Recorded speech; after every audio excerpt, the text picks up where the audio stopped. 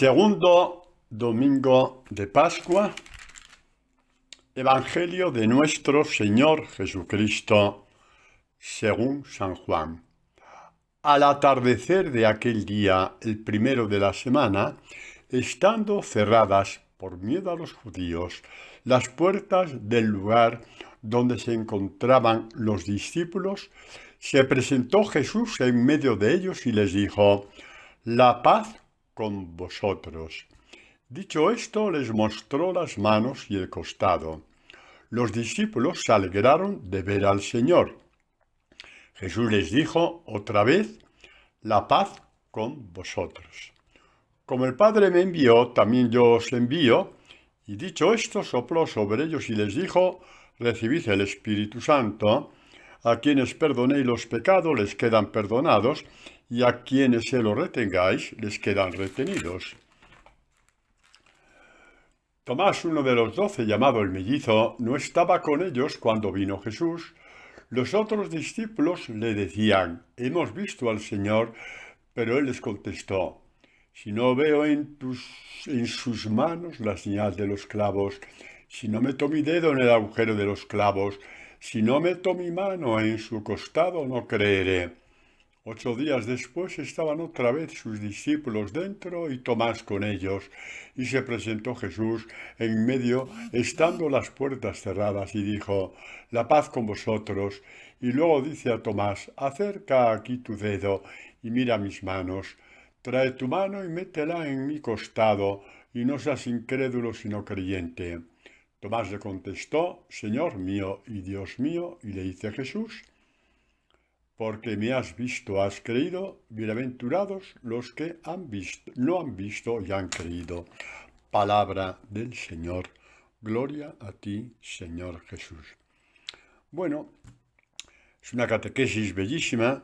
Digamos que hay aquí, es decir, hay dos fuentes catequésicas riquísimas. La primera, el miedo de los apóstoles y el Señor que les arranca el miedo del corazón, diciéndole: «La paz con vosotros». Y el segundo es la incredulidad de Tomás. Y no podemos dar tiempo para todo. Vamos a hablar de la primera, pero voy a decir un punto sobre Tomás. ¿Por qué Tomás dijo: «Si no meto la mano en sus dedos», los dedos en los clavos, la mano en el costado, etcétera, etcétera? ¿Por qué lo dijo? Porque Dios no da puntada sin hilo, y sabe muy bien el por qué Tomás tenía que presentar esa incredulidad, o el por qué simplemente de la incredulidad de Tomás. Porque todos estamos llamados a llegar a la plenitud de la fe haciendo la experiencia de Tomás, metiendo nuestras manos, nuestros dedos en las heridas de sus manos, ver las heridas de los pies, la mano en el costado. Ay, Padre Antonio, ¿y eso pues cómo lo vamos a hacer? ¿Cómo es eso? Pues es lo que nos dirá tantas veces San Pablo: «Estoy crucificado con Cristo». Es la experiencia de la cruz. En la experiencia de la cruz tú estás en contacto continuo con las heridas de Jesús. Es bellísimo, es bellísimo. Y eso es importante.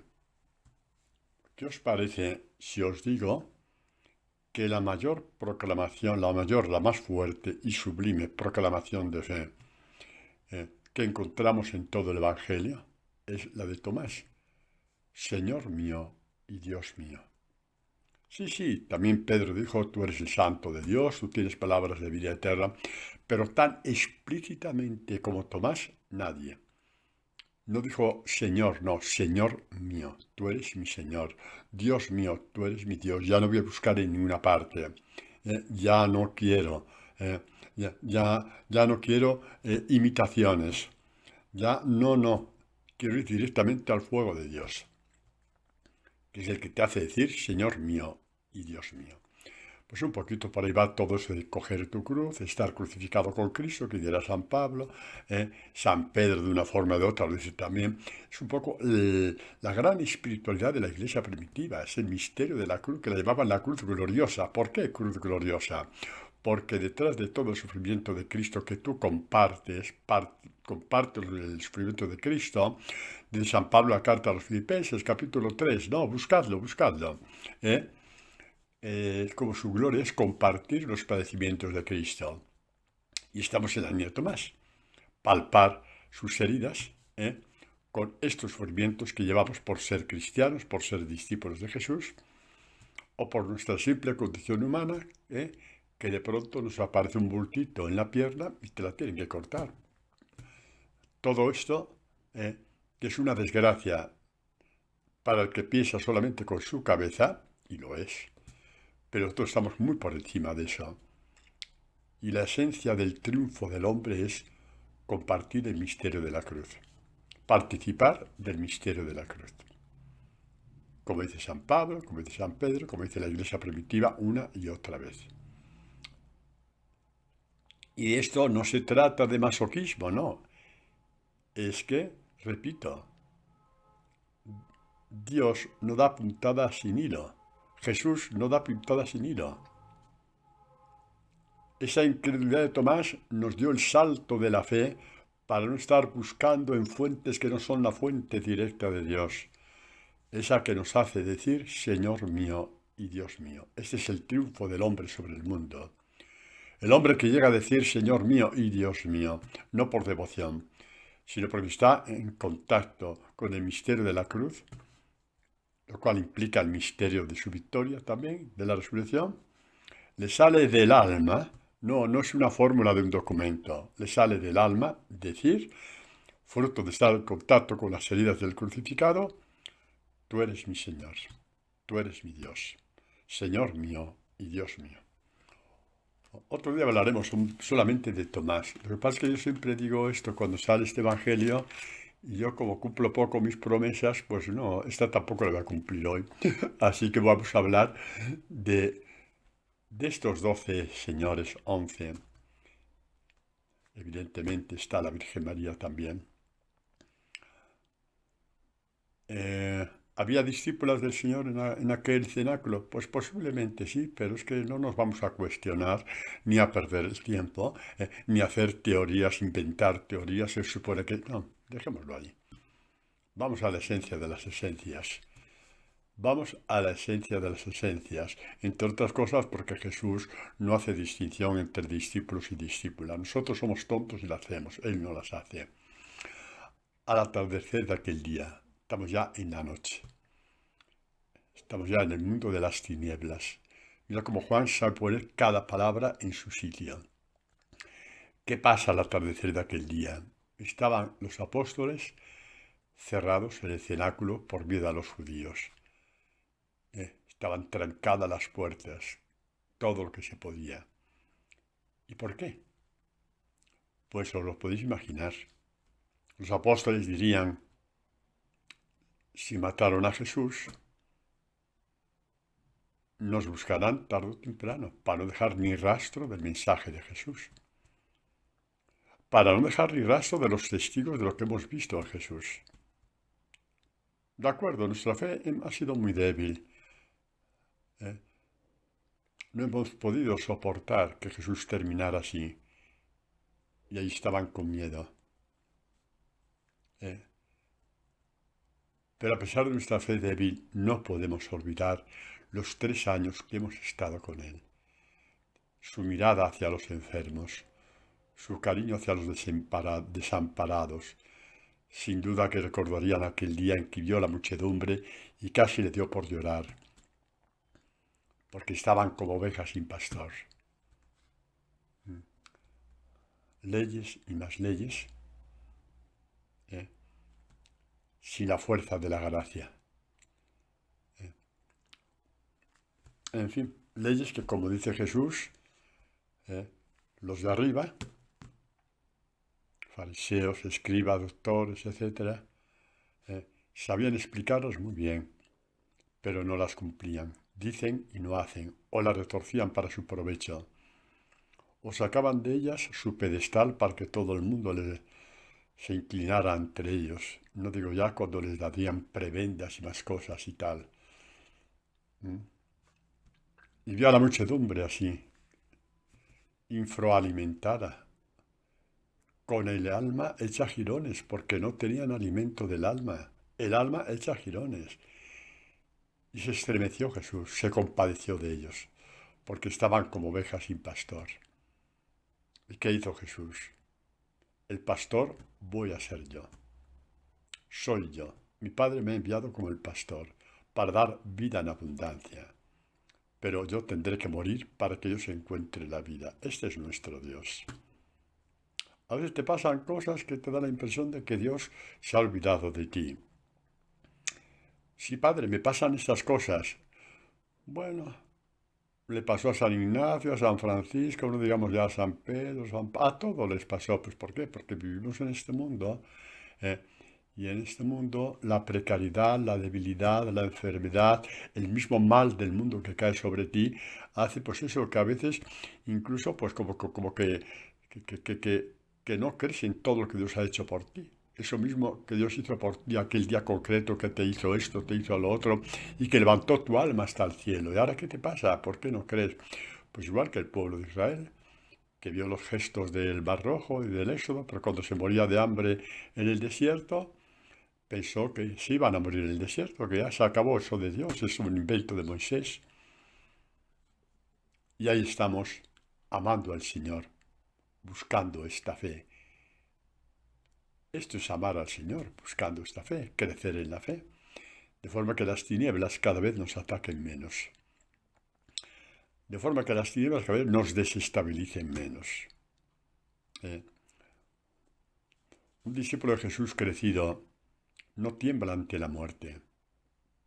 ¿Por qué? Porque ya ha ido madurando de etapa en etapa, ha vencido ya muchas tinieblas, y las tinieblas que te pueden atacar en la muerte están ya muy debilitadas, has visto demasiada luz.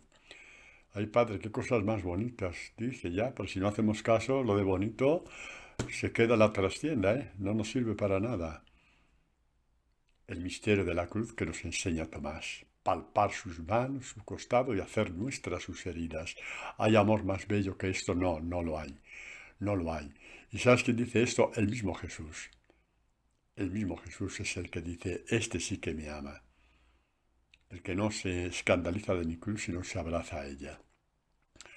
Bueno, por los apóstoles, estamos con los apóstoles con miedo todavía, ¿no? Sí.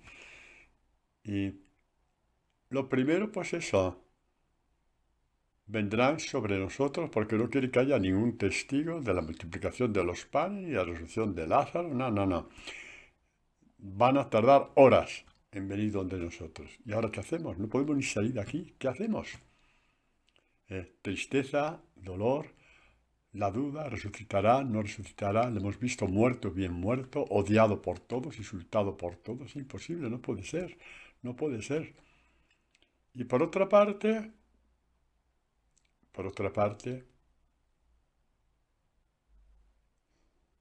una parte no pueden volver al mundo porque el mundo les odia y les persigue. Y por otra parte, ¿quién es ese Dios que estuvo con nosotros y murió y le hemos visto bien muerto? ¿Eso de las mujeres le vieron realmente o fue un relámpago que les cruzó por la cabeza? ¿Eh? Porque estas cosas en psicología pasan.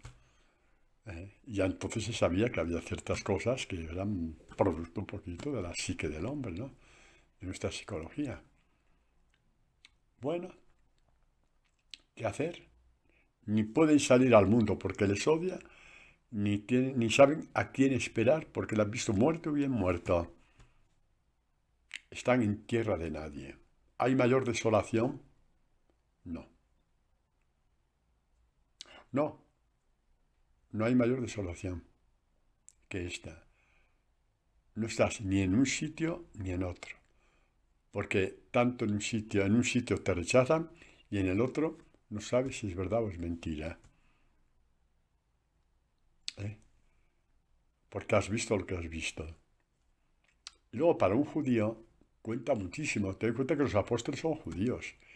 Y cuenta muchísimo ellos que han nacido para obedecer a los sumos sacerdotes, para obedecer a los doctores de la ley, lo llevan mamando desde que tienen 2 años. No es tan fácil quitarse esas raíces del corazón. Y han visto que los sumos sacerdotes, escribas, fariseos, doctores de la ley, le condenaron porque no era el Mesías, era un mentiroso, era un embaucador. Es tremendo, ¿no? No, no. Nos ponemos en la piel de esos señores. No es tan fácil. No es tan fácil unos señores que llevan 30 años mamando, por así decir, lo que es un poquito que esta gente son los herederos de, digamos, los que son los encargados de parte de Dios de transmitir las promesas al pueblo de Israel por medio de la doctrina, de la explicación de la palabra, y les dicen que ese Señor es mentira, que es un embaucador, que es un blasfemo. Están en tierra de nadie, ni en una parte ni en otra. Y de pronto Jesús entra y se presentó en medio de ellos, en medio de su drama, en medio de su aflicción, de sus miedos, de sus temores, de sus terrores, en medio de sus dudas. A estas alturas es más incredulidad que dudas. Sí, posiblemente Juan les diría, oye, que yo le he visto morir y he visto que un ladrón le reconoció como el Señor y el centurión romano también, sí, sí, ya, pero a mí lo que nos cuenta son nuestros dirigentes. Y han dicho que no lo es, que no lo... Por eso todo es duda, todo es incredulidad, todo es una cosa tremenda. Yo pido a Dios no pasar por eso, porque es para volverse loco. Ellos pasaron. Por eso los quiso tantos, Jesús. Por eso, a pesar de las tonterías que decían, que es el primero, el más guapo, el más bonito, que va mejor peinado, exactamente, sonreían, porque iban a ser sus testigos en el mundo entero. Sus testigos pasando, compartiendo este sufrimiento de Jesús. En ese momento, el rechazo del mundo, el rechazo de Israel, cae sobre ellos. El desprecio de Israel cae sobre ellos. Y cuando podríamos decir que la medicina de la fe que Jesús les estaba dando en ese tiempo, digamos, de sufrimiento, era tiempo de crecimiento, de crisis en la fe, entonces se puso en medio de ellos, en medio de sus temores, de sus miedos, de sus incredulidades, y les dice, la paz con vosotros, no tengáis miedo, la paz con vosotros. La paz con vosotros. Ya anteriormente, en las catequesis de la última cena, Jesús les había dicho, os dejo la paz, mi paz os doy, no os la doy como la da el mundo, no se turbe vuestro corazón ni se acobarde, os doy la paz. ¡Ay, Padre, qué bonito! O sea, que ya les dio el premio, ¿no? Les dio la paz, les dio el premio, ¿no? Bueno, depende de lo que tú entiendas por premio. Si por premio entiendes que salieron fuera y que todo el mundo les aplaudió y después ya nada, les hicieron a todos sumos sacerdotes a perennes, a perpetuidad, que son los premios que nosotros buscamos de Dios, que nos premia el mundo, era infinitamente mayor que eso. Les dio una fuerza infinitamente superior a todo el mal que les podría suceder. Nos tenemos que mirar en los apóstoles. No os la doy como la da el mundo. El mundo te da una paz, sí. ¿Te da una paz? Sí, muy bien. Una paz que a veces incluso venenosa. Para quedar bien contigo te dan la razón cuando no la tienes. Para quedar bien contigo. Para no tener problemas. Te da una paz que consiste en triunfar en tus cosas. Bien, ¿y por qué no? Si tú pones ese triunfo en manos de Dios, maravilloso. Si lo pones en tus manos, se te convertirá en un veneno que beberás poco a poco.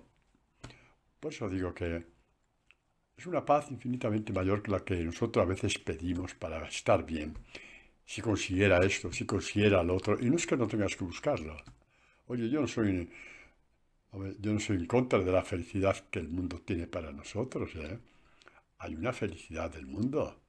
Por favor, que tú veas a tu hijo, por ejemplo, que ha conseguido, qué sé yo, graduarse como médico en esa universidad, que era tu sueño como padre o como madre, oye, no tienes derecho a disfrutarlo, claro que sí. Y mil cosas más parecidas. y mil cosas más parecidas. Pero como pongas tu corazón en esas cosas, llegará un momento que el mundo ya no te va a poder dar más. Con todo lo bueno que te ha dado, ya no te va a poder dar más. Pues ¿por qué no? ¿Por qué no? Porque pasan los años, y pasan los años, y pasan los años. Y muchas cosas más que pasan con eso que no voy a profundizar porque sois muy listos y sabéis por dónde voy. Yo os doy no la paz del mundo, la que viene de mi corazón. ¿Por qué? Porque es eterna. Se sobrepone a toda dificultad. Se sobrepone al paso de los años. Te lo repito, que es el gran drama del mundo de hoy. Buscando máquinas que nos quiten una arruga. ¡Hala! 3 años en una máquina para quitarte una arruga. Debe ser un poco tontito, ¿no? ¿Eh? Y la arruga es como la lluvia. ¿En qué sentido? ¿De acuerdo? No llueve en 2 meses, pero el tercer mes vuelve a llover. La rúa vuelve ahí otra vez. Oye, pero que me habías perdido, ¿no? ¿Qué te has querido tú? Tontaina, aquí estoy otra vez, hombre. Este es mi sitio, ya, va. ¿Te vas a meter en la máquina otros 3 años para quitarte la rúa? ¿Te vas a planchar la cara? Si cuidáramos, si el 90% de los hombres y mujeres de este mundo cuidaran su alma, la mitad de los que cuidan su cuerpo, no habría guerras en el mundo desde hace ya muchos años. No había hambre en el mundo. No habría lucha de clases. Porque sería una prosperidad maravillosa la de todos los hombres. Y mil cosas más. Pero bueno, la paz os dejo. Mi paz os doy. ¿Eh? Es la fuerza de Dios. Luego hablaremos del Espíritu Santo si da tiempo. Es la fuerza de Dios. La fuerza de Dios aparece con mucha frecuencia a lo largo del Antiguo Testamento. En personas que fueron fieles a Dios en situaciones límite. Y fueron fieles porque la fuerza de Dios les acompañaba. Vamos a hablar de uno de ellos nada más, que me llama mucho la atención. Es en el libro de los jueces, Gedeón. Es el capítulo 6, el versículo 11 en adelante. Israel en ese tiempo está sometido por los madianitas, el pueblo de Madián. Cada vez que Israel se olvida de Dios, dice, vale, de acuerdo, no me necesitáis. Y los pueblos vecinos les invadían, no tenían fuerza para rechazarlos. O sea, claro, como sobro en vuestras vidas, ahí os quedáis, a ver hasta dónde llegáis, ya. Bueno, eso pasó muchas veces. No, si Israel no es diferente a nosotros pasa lo mismo. Qué mal hecho estamos, ¿no? Pues un poquito, sí. Hasta que nos entre un poco la sabiduría, la cordura de Dios. Pues bueno, ¿qué pasó cuando estaba Israel sometido a Madián, los madianitas? Pues que Dios dijo, bueno, con esta medicina ya se habrán curado, ¿no? Voy a ir a liberarlos otra vez, a ver si poco a poco este pueblo terco irá creciendo poco a poco.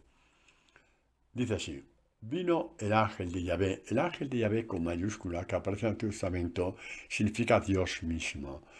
Lo que pasa es que un poco, como el nombre de Dios es tan sublime, pues muchas veces en el Antiguo Testamento, sobre todo en estos primeros libros de los jueces, etcétera, etcétera, pues procuran, digamos, no suplantarlo, poner otro nombre más suave, dada la majestad infinita del nombre de Dios. Vino el ángel de Yahvé y se sentó bajo el terebinto de Ofrá, que pertenecía a Joás de Abicer. Su hijo Gedeón, hablamos del juez Gedeón, majaba trigo en el lagar para ocultárselo a Damián, cuando el ángel de Yahvé se le apareció y le dijo, Yahvé contigo, valiente guerrero. Contestó Gedeón, perdón, Señor mío, si Yahvé está con nosotros, ¿por qué nos ocurre todo esto? ¿Dónde están todos esos prodigios que nos cuentan nuestros padres? ¿Qué prodigios? Estábamos esclavos en Egipto, Dios suscitó a Moisés, pasamos el Mar Rojo, nos alimentamos con maná en el desierto, etcétera, etcétera. Todo esto lo pasaba la transmisión de la fe de los padres a los hijos. ¿Dónde están esos prodigios, esos milagros que nos cuentan nuestros padres cuando dicen, no nos hizo subir Yahvé de Egipto, ahora Yahvé nos ha abandonado, nos ha entregado en manos de Madián? Dios me ha abandonado, Dios mío. Lo peor, lo más triste, lo más traumatizante que puede decir un hombre. Dios me ha abandonado.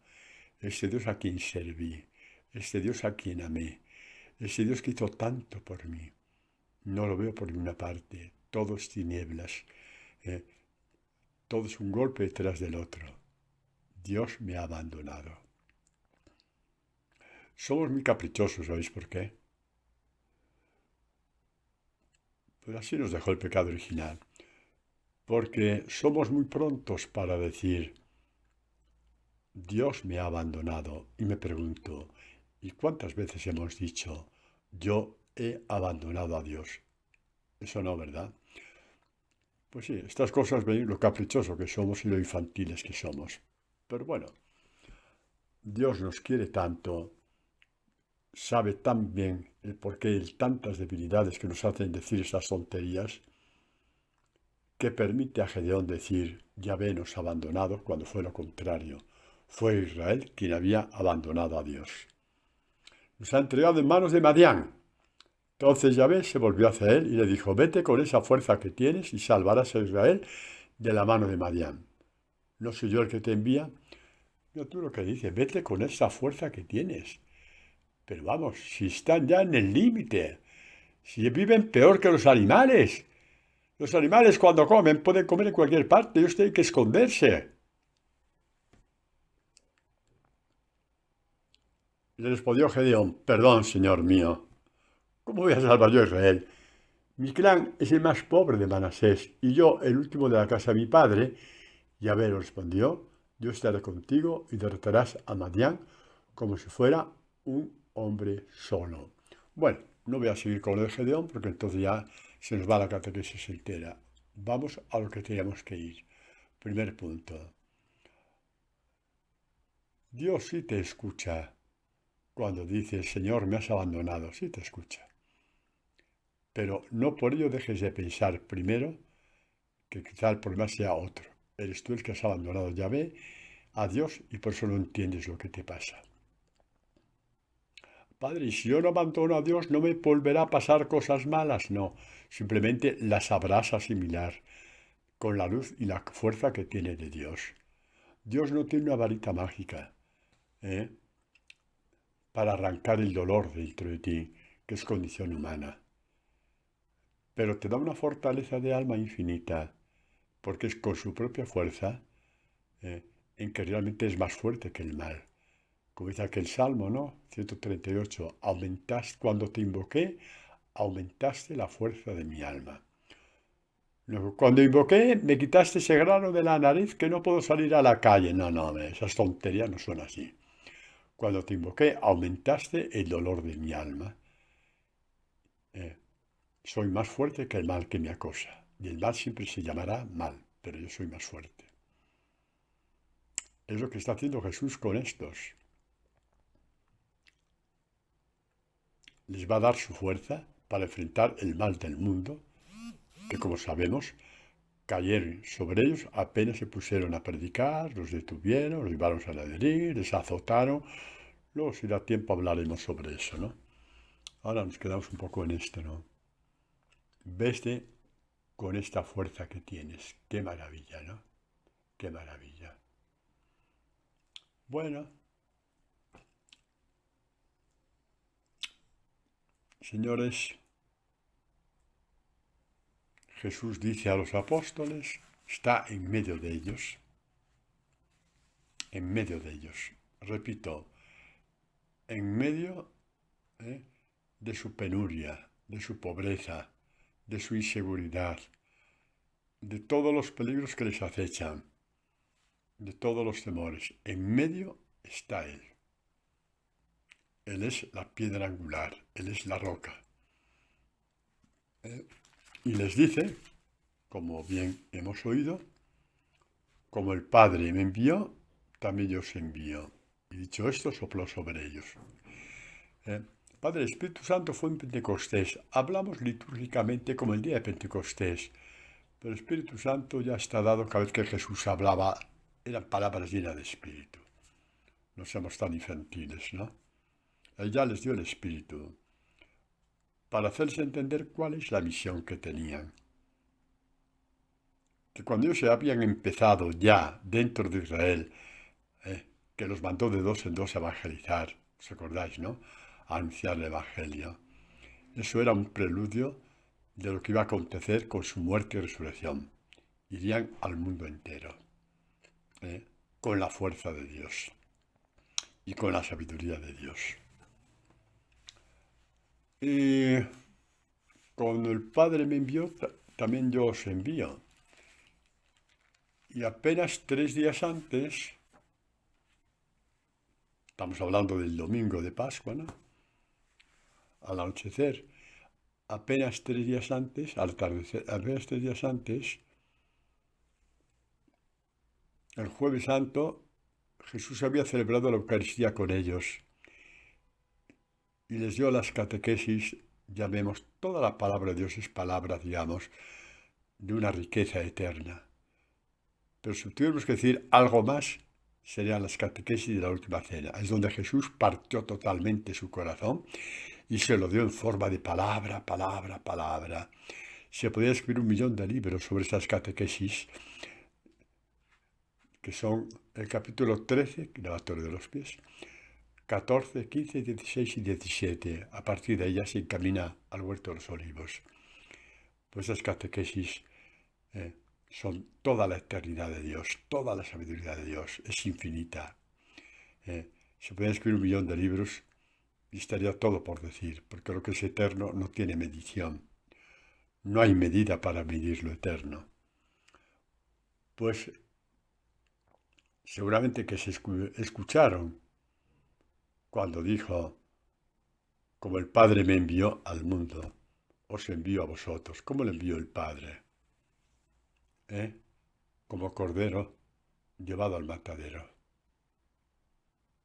Ya anteriormente habían escuchado los apóstoles, nos lo dice Lucas, ¿no? Cuando dice esto se envió la misión de los discípulos, ¿no? El capítulo 10 dice, el versículo 2, la mies es mucha y los obreros pocos. Rogad pues al dueño de la mies, que envíe obreros a su mies. Id pues, os envío como corderos en medio de lobos. ¡Hala! ¡Hala! Que tú quieres anunciar el Evangelio, en una carroza de oro, ¿verdad? Y que todo el mundo te haga la ola, ¿no? ¡Hala! Aquí llega el Pepito Grillo con el Evangelio, todo el mundo de rodillas, venga, que viene, venga todo el mundo, ¡ay, qué bonito, qué maravilla! ¡Ay! Y dice Jesús, Juan 15, 18, si el mundo os odia, sabed que a mí me ha odiado antes que mí. Si fuerais del mundo, el mundo amaría lo suyo, pero como no sois del mundo, porque yo al elegiros os he sacado del mundo, por eso os odia el mundo.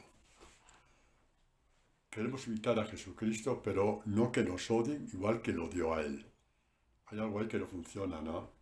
Hay mucho capricho, ¿no? En los que seguimos a Jesús. Pues sí, cuando empezamos a seguir a Jesús, hay más capricho que verdad.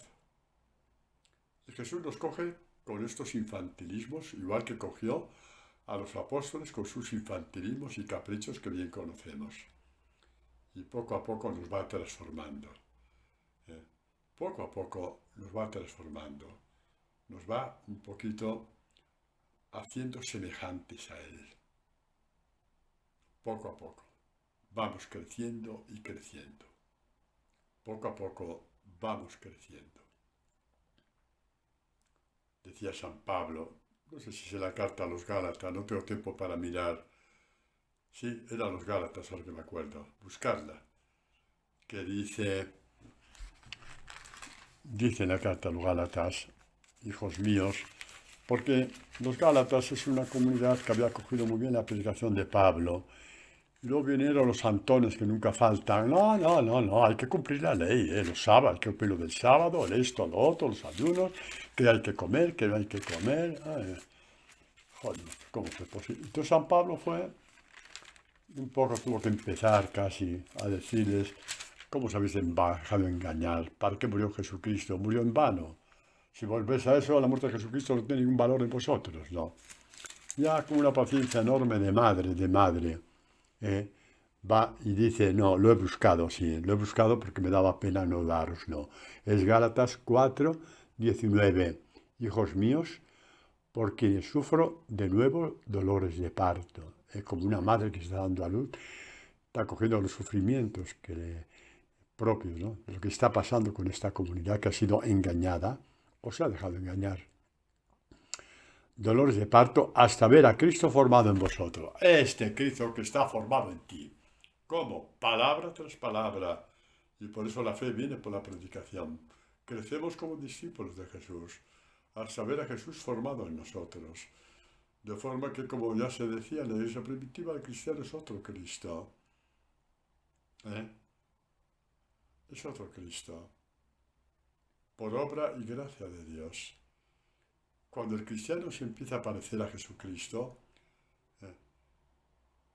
le da pánico, le da vómito que le aplaudan, le da vómito, porque sabe de dónde viene y sabe lo que Jesucristo está haciendo en él.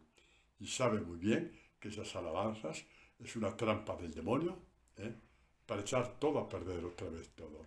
Y por eso le da vómito que le aplaudan, que le aludan, que le adulen, etcétera, etcétera. No, no, no, no. ¿Tienes que amar a tus pastores? Sí. ¿A tus sacerdotes? Sí. ¿A quien te predica el Evangelio? Sí. Pero jamás adularle ni aplaudirle. Dios te dirá cómo. Porque ese amor viene de Dios. Viene de Dios. Y tú en ese momento estás un poquito amando como Dios le ama. Y nada más. Y nada más. Bueno, si el mundo os odia. Así encuentra Jesús a los apóstoles. El pueblo de Israel que les odia por haber sido discípulos de Jesús. Y más todavía cuando ya corre por Jerusalén, esa especie de noticia de que las mujeres más próximas a Jesús, sus discípulas, su madre y también María Magdalena, etc., le han visto resucitado. Entonces ahí ya la situación ya se hace, digamos, dificilísima. La situación se hace muy complicada. Cualquiera diría que falta horas para que la guardia del templo entre en el cenáculo y los coja a todos prisioneros. Ellos sabían que podía pasar en cualquier momento. Y Jesús se adelantó y les dijo, la paz con vosotros. La paz con vosotros. No os vais a llevar bien con mucha gente, pero os vais a llevar muy bien conmigo y esto es lo único que va a contar para vosotros. Y yo me voy a llevar muy bien con vosotros. Es muy bonito esto, ¿no? ¿Verdad que sí? Pues sí. Esa es la paz que nos da Jesús. Es la paz que nos da Jesús, infinitamente mayor que otra paz que buscamos por ahí. Es la paz que nos da Jesús. No. Bueno,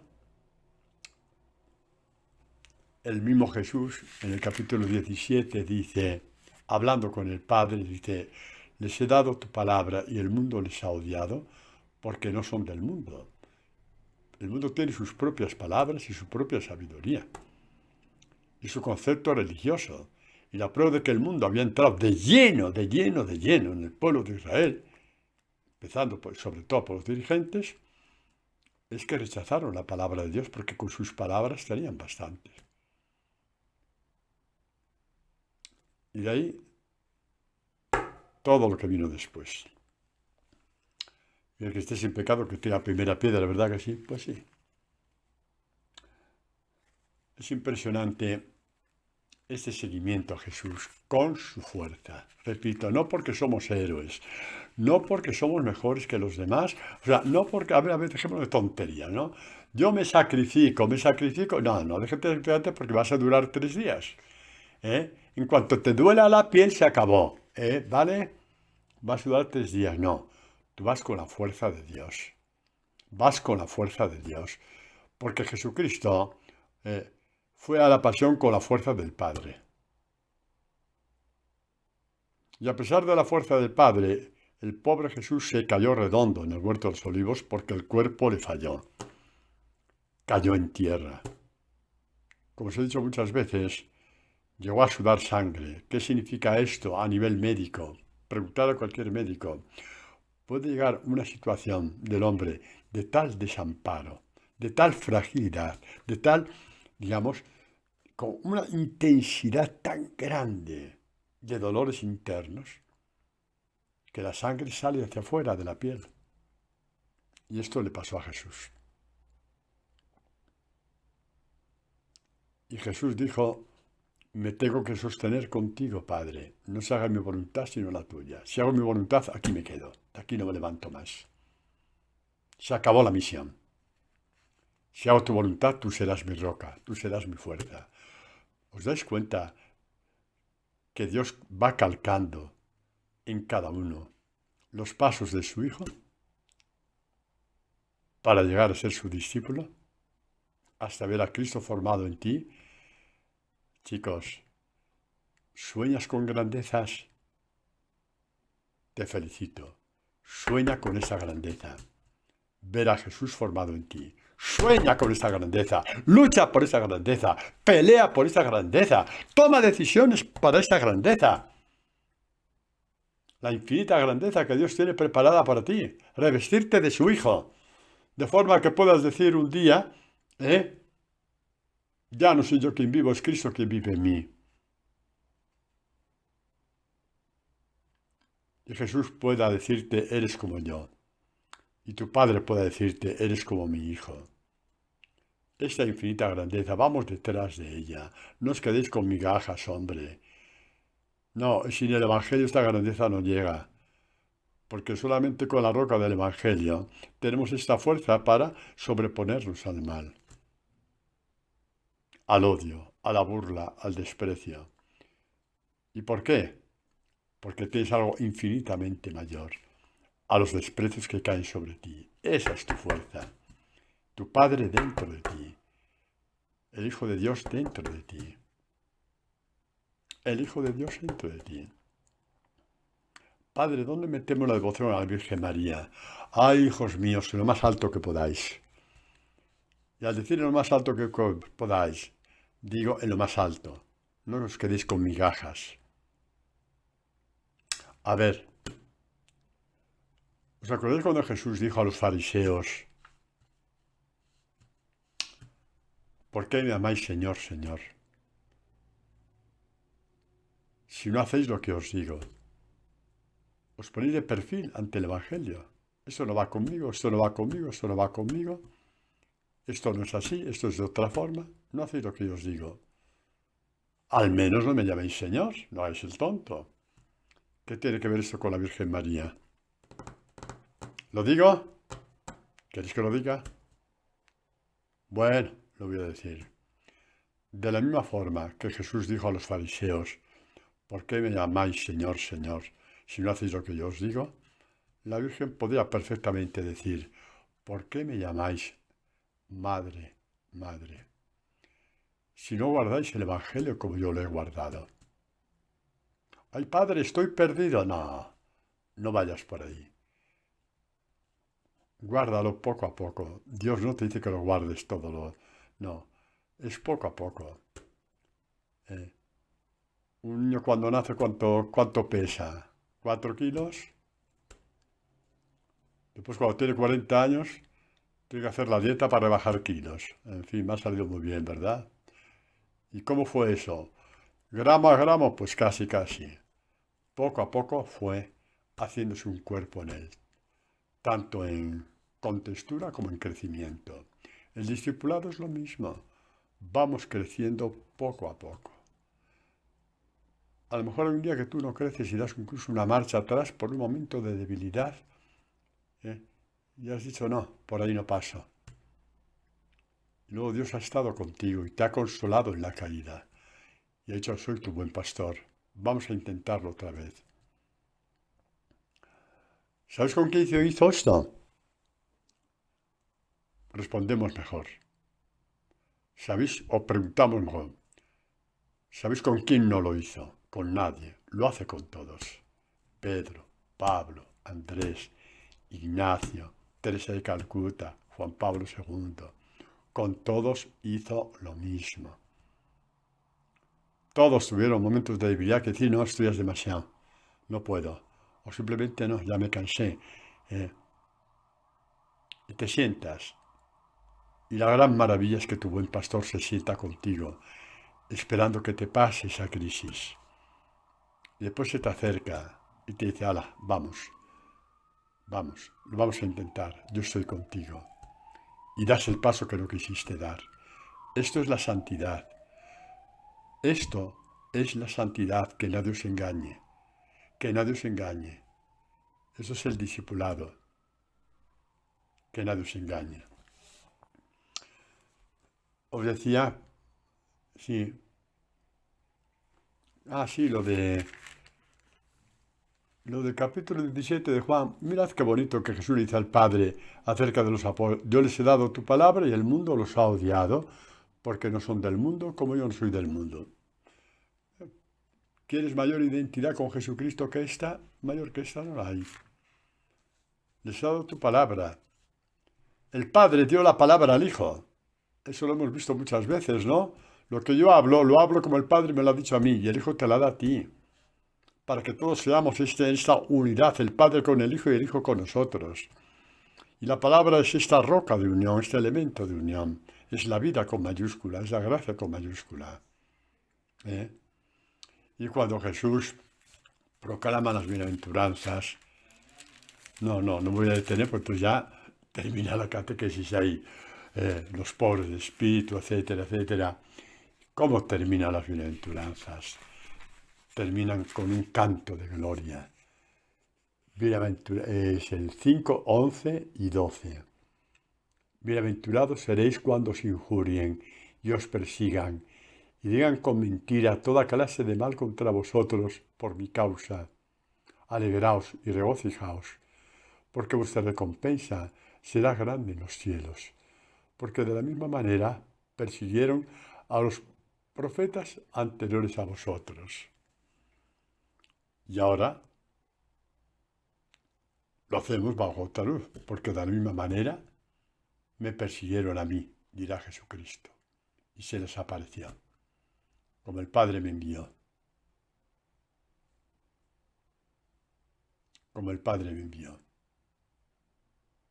Me echó a los leones del mundo, para que los venciera, dejándome matar por ellos. Y los leones quedaron vencidos.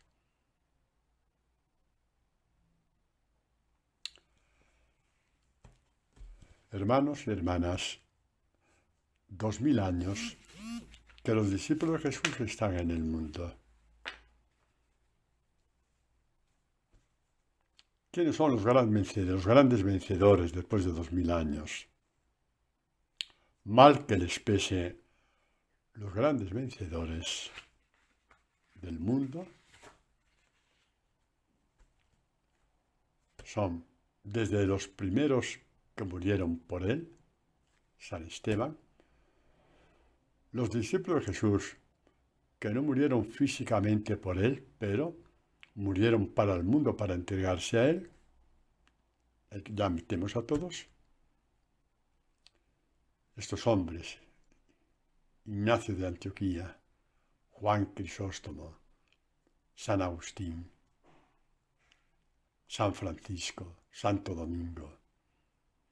Estos son eternos.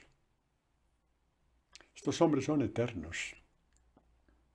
Sí, también hay otros que les han puesto estatuas por aquí y por allá, pero la gente ya se olvida de ellos. Ya no saben ni quiénes son. Son gente que ha hecho un bien enorme a la humanidad. Pensemos en tantos hombres de ciencia. Fleming, que inventó la penicilina, que ha salvado a media humanidad. Y tantos más, y tantos más. Pero los santos son comunes al mundo entero, sin quitar el mérito de los otros, por favor. Son hombres eternos, hombres llenos de gracia. Bienaventurados seréis cuando os injurien y os persigan y digan con mentira toda clase de mal contra vosotros por mi causa. Alegraos y regocijaos, porque vuestra recompensa será grande en los cielos, pues de la misma manera persiguieron a los profetas anteriores que vosotros. De la misma manera nos dirá hoy. Ya no hablamos de los profetas del Antiguo Testamento, que podemos hablar perfectamente, pero hablamos de mí. De la misma forma me han perseguido a mí, me llevaron al Calvario, me insultaron, me abofetearon, me despreciaron, me crucificaron, me atravesaron con una lanza. Pero tanto amé al mundo que el mundo quedó salvado. Y nosotros, los discípulos de Jesús, somos la primicia de la salvación de Dios. Ay, Padre, ¿entonces nadie se condena? Eso es una pregunta que solamente puede responder Dios, nadie más. Hay gente que no acepta a Dios, de acuerdo. Están condenados, le toca responder a Dios. ¿Vale? Ese juicio le corresponde solamente a Dios. ¿Piensa que habrá gente condenada? Puedo pensar que sí, pero ese juicio le toca única y exclusivamente a Dios. Que no venga aquí nadie con santurronerías, que oyó tal cosa del purgatorio, que oyó tal cosa de que tal se condenó, que tal está en el infierno. No hagáis caso. El demonio sabe muy bien cómo hacer estas cosas. Esto le toca única, sola y exclusivamente a Dios. Y esto os da mucha libertad para seguir creciendo, para no teneros en las malas hierbas. Bueno, pues seguimos en todo esto. Esta fuerza de Dios, la fuerza del Espíritu Santo, antes de que me olvide, puesto que quedan 8 minutos, quiero decir esto que me parece muy importante.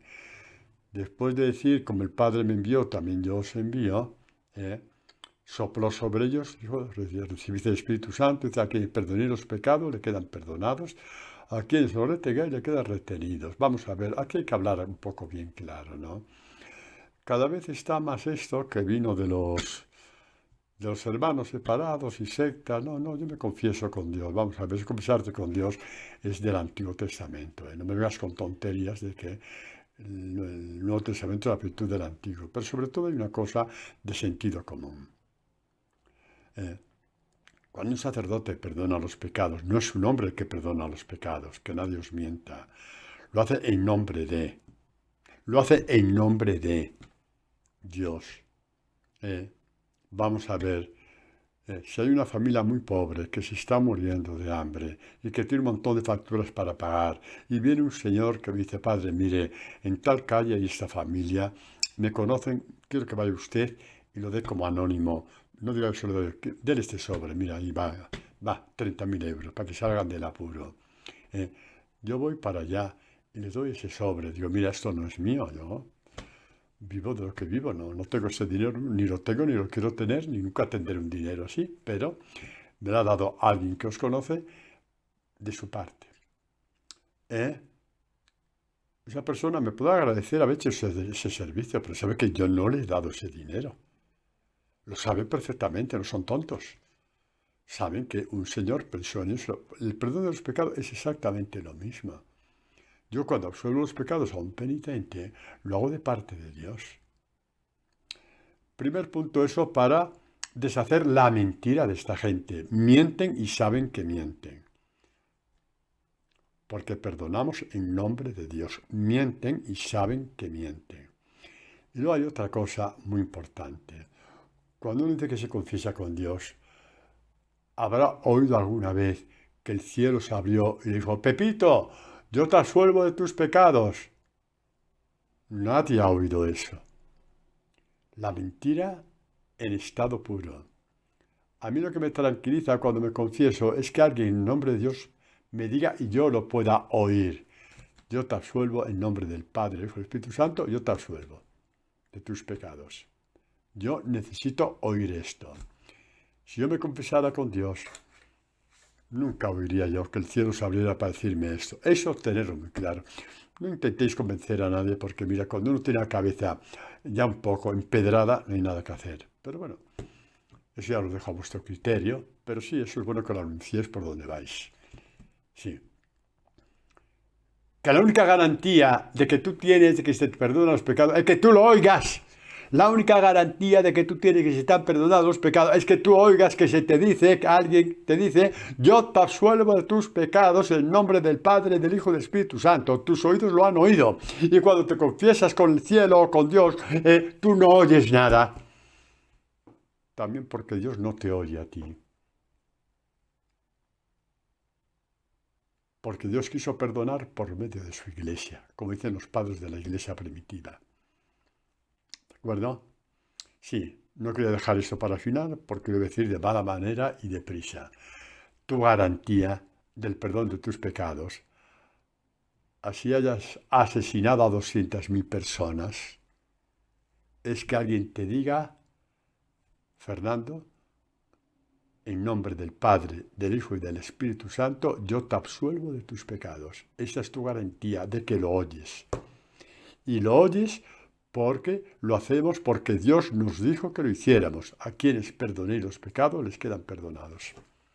En mi nombre. Igual que predicamos en el nombre de Jesús. Id y anunciad el Evangelio bautizándolos en el nombre del Padre, del Hijo y del Espíritu Santo. Todos en el nombre de Dios. ¿Quién soy yo para predicar el Evangelio si me supera infinitamente?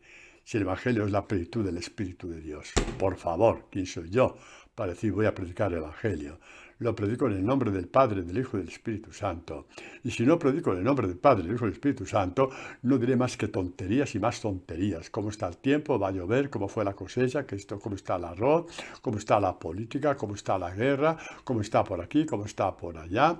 Voy a hablar de mi fundador. Venga ya, hombre. Venga ya. El Evangelio de Jesús.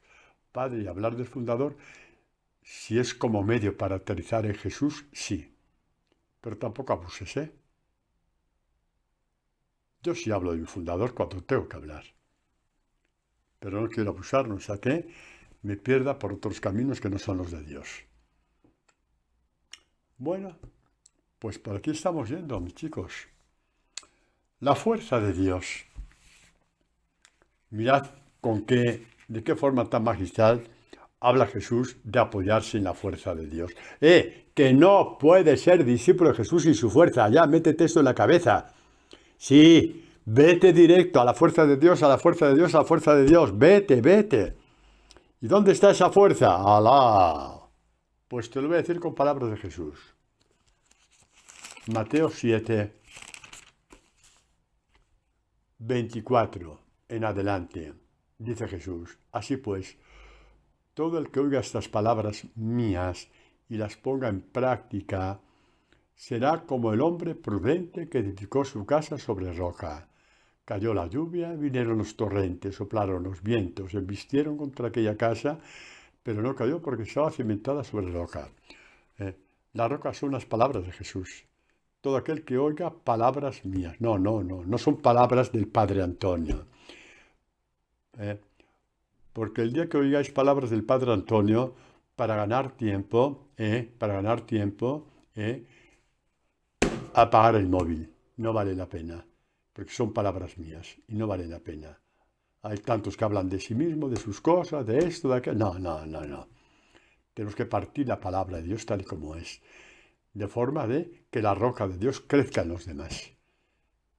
Todo aquel que oiga palabras mías y las ponga en práctica, esa palabra que va creciendo poco a poco, como os he dicho antes, centímetro a centímetro, pues sí.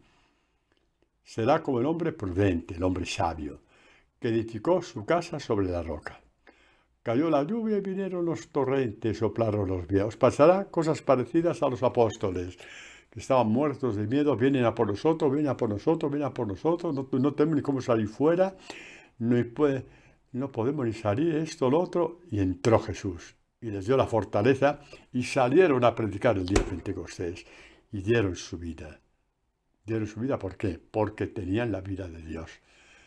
Ya estaban en condiciones, con eso termino la catequesis, estaba en condiciones de decir lo mismo que Jesús en este punto. ¿En cuál? En este, queridos, mis queridos, en este. A ver, sí, Juan 10, 17, 18. Por eso me ama el Padre, porque doy mi vida para cobrarla de nuevo. Nadie me la quita, yo la doy voluntariamente. Tengo poder para darla y poder para cobrarla de nuevo. Todo esto se cumple en ti. Me prendéis un minuto más porque es muy bonito. Pedro, el que negó a Jesús, a la hora de morir, pudo decir perfectamente lo mismo. Por eso me ama el Padre y también me ama Jesús, porque doy mi vida para cobrarla de nuevo. Pedro, sí, San Pedro, el cobarde. Nadie me la quita, no fueron los romanos los que le quitaron la vida. Yo la doy voluntariamente, aquí estoy. Sabía que venían a por mí, aquí estoy. Tengo poder para darla, tengo la fuerza de Dios para darla y poder para cobrarla de nuevo. Si después de esto crees que no vale la pena ser discípulo de Jesús, habéis perdido las cartas de la vida todas. Y si vale la pena, tenéis una sola carta que vale más que toda la de la baraja. Es la carta eterna. Pidamos a Jesús ser sus discípulos bajo su mirada. Amén.